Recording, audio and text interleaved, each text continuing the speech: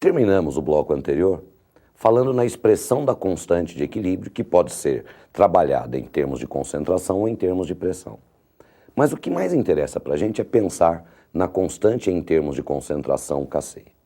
Vamos voltar aos dois gráficos. Veja, a x graus Celsius, a concentração de produtos no equilíbrio é maior que a concentração dos reagentes. Já na temperatura de y graus Celsius, a concentração do reagente é que ficou superior à do produto.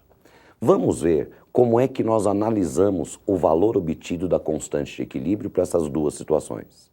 A x graus Celsius, a constante é produto sobre reagente, mas nós temos uma concentração do produto superior ao do reagente. Se o numerador é maior que o denominador, nós vamos obter aí um valor para a constante mais alto, ou seja, quanto maior for o valor da constante de equilíbrio, maior é a concentração de produto que nós temos dentro desse sistema. Agora, no outro gráfico, nós temos essa temperatura de y graus Celsius, a concentração dos reagentes é que é maior. Mas o reagente, ele é denominador dessa fração. E quanto maior o denominador, menor é o resultado da nossa conta. Então, o que nós temos, o que aparece para nós nos livros, são tabelas mostrando a temperatura e o valor que foi obtido da constante de equilíbrio para cada uma das temperaturas que essa reação foi estudada. E qual é a interpretação? A constante de equilíbrio me oferece essa única interpretação. Na temperatura aonde se obteve a maior constante, é porque tem mais produto. Na temperatura aonde se obteve a menor constante, é onde nós temos a maior concentração de reagentes. Alguns termos que dentro do equilíbrio são usados a todo momento. O termo é deslocado. Quando a gente diz que um equilíbrio está mais deslocado para a direita, significa, eu estou informando que as substâncias que estão à direita estão prevalecendo em termos de quantidade.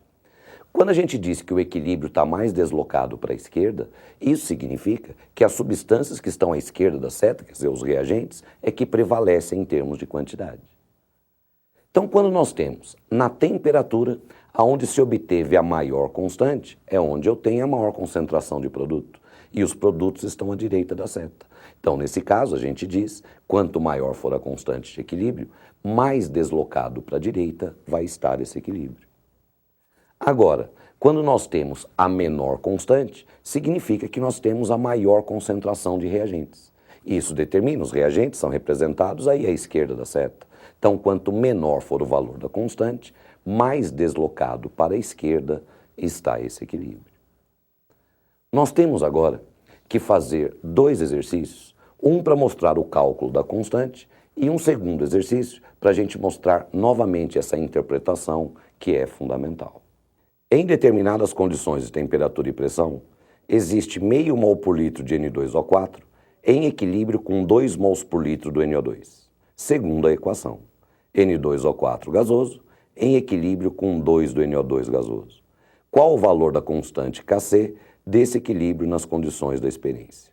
Alternativa A, 4, alternativa B, 8, alternativa C, 1/4, alternativa D, 1/16 e alternativa E, 1/8. O enunciado nos diz que o equilíbrio são entre os gases N2O4 e 2 do NO2. Está pedindo para a gente determinar qual é o valor da constante de equilíbrio em termos de concentração. Independente do que ele esteja fornecendo, o ponto de partida é você montar a expressão que permite o cálculo, produto sobre reagente. E quando se fala em concentração, os sólidos estão fora dessa, então uma atenção especial aos estados físicos. Observando aí o equilíbrio, os dois compostos estão no estado gasoso, então ambos vão participar dessa expressão. Então a constante de equilíbrio fica igual à concentração do produto, que é o NO2, e cuidado, sempre elevado ao coeficiente do balanceamento, que nesse caso é 2, então a concentração do NO2 ao quadrado, dividido pela concentração dos reagentes, que é o N2O4. Tendo a expressão, agora a gente tem que se virar para determinar a concentração de cada um desses compostos no equilíbrio. Mas o exercício já forneceu essas concentrações. Ele disse que estão em equilíbrio 2 mols por litro do NO2 e meio mol por litro do N2O4. Se nós já temos as concentrações no equilíbrio, é substituir os valores nessa expressão. Então, a concentração do NO2 no equilíbrio, o enunciado diz para a gente que são os 2 mols por litro, e cuidado, ao quadrado, dividido pela concentração do N2O4, também no equilíbrio, que ele está fornecendo para a gente, dizendo aí que é de meio mol por litro. Aí nós temos 2 ao quadrado é 4, dividido por meio, dividir por meio é o mesmo que multiplicar por 2, então nós temos aí a resposta igual a 8. Então o valor da constante desse equilíbrio na temperatura, nas condições do experimento, é igual a 8. Fala, poxa vida, mas quando nós vamos dar um valor numérico como resposta, a gente sempre tem que se preocupar em relação à unidade. E a constante do equilíbrio não tem unidade? Tem. Só que a unidade da constante de equilíbrio, ela não nos oferece nenhuma interpretação lógica. Aí o PAC, que é um órgão internacional que determina tudo o que nós temos que fazer aqui dentro da química, eles dizem e a gente simplesmente tem que obedecer.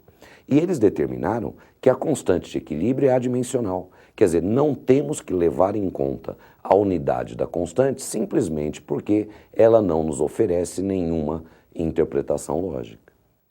Como vimos anteriormente, o que nos importa é só o valor da constante de equilíbrio.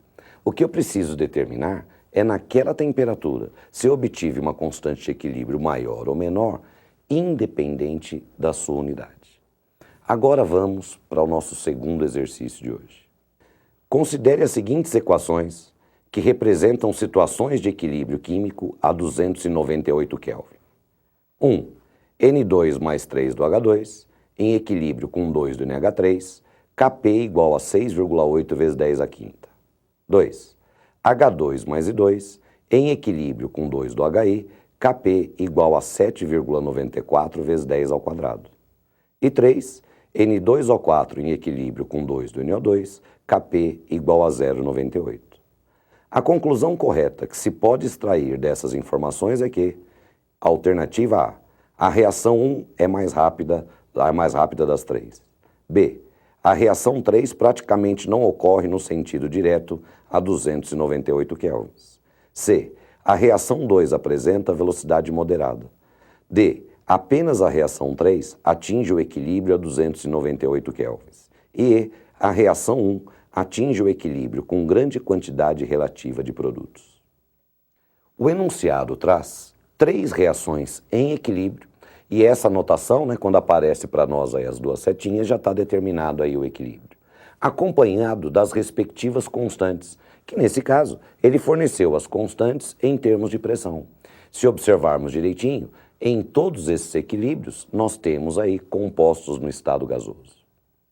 E aí nas alternativas, ele faz referências à velocidade dessas reações. Olha, quando nós vamos falar na velocidade de uma reação química, depende das condições de temperatura, como é gás e pressão, depende se tem catalisador ou não. E é importante a gente frisar que a constante de equilíbrio não me dá nenhuma noção relativa à velocidade, se ela é maior ou menor.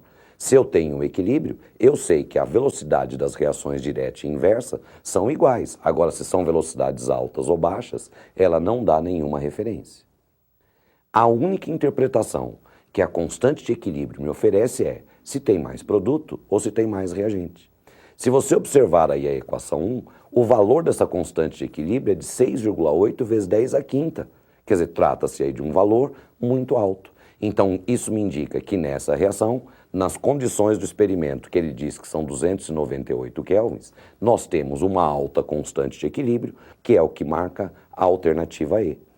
No equilíbrio 1, nós temos o equilíbrio atingido com alta quantidade relativa de produtos.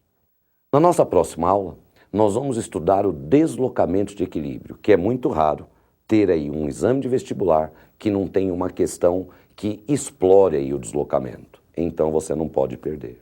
Até lá e sucesso a todos.